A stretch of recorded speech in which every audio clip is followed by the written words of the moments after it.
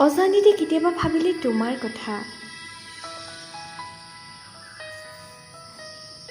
কবি ধ্ৰুৱজ্যোতি কাশ্যপ আৰু ৰাজক্ষী ফুলকৰ, কণ্ঠ মাম্পী বৰদলৈ।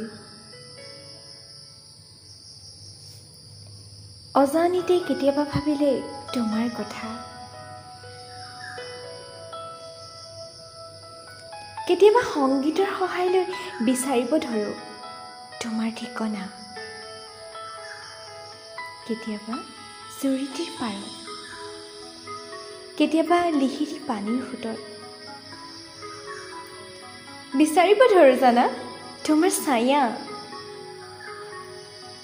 আৰু কেতিয়াবা তোমাৰ ভাৱনাবোৰ সযতনে ৰাখিবলৈ লিখিব ধৰোঁ এটি কবিতা।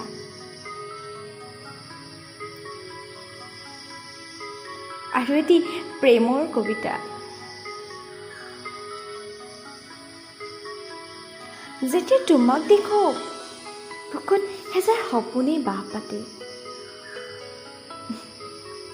তোমাক দেখিলে বেদনাবোৰে ডেউকা মেলি মোৰ বুকুৰ পৰা উৰা মাৰেও। আৰু কি জানা, তোমাৰ ভাৱনাবোৰে আহি মোৰ বুকুতে উফুন পাতে। তোমাৰ নাম লৈ যে বাৰে বাৰে মোৰ উন্মাদ যৌৱনে চিঞৰি উঠেও।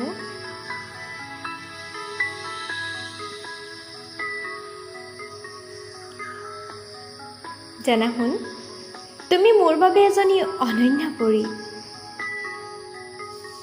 মোৰ বুকুৰ হাজাৰ সপোনৰ গৰাকী তুমি।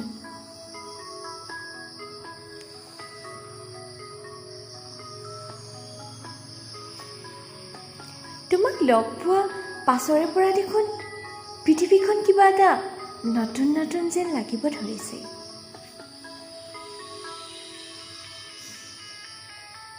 দুখৰ চকলিবোৰ ধোৱা হৈ সৌ দূৰণিলৈ উৰিব ধৰিছে। আজি অচিনাকি পক্ষীজনীও চিনাকি চিনাকি যেন লাগিছে অ'।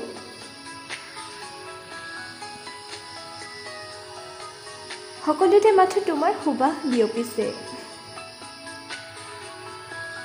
আজি মই সঁচাই সুখী জানা, আজি মই সঁচাই সুখী। সঁচাকৈ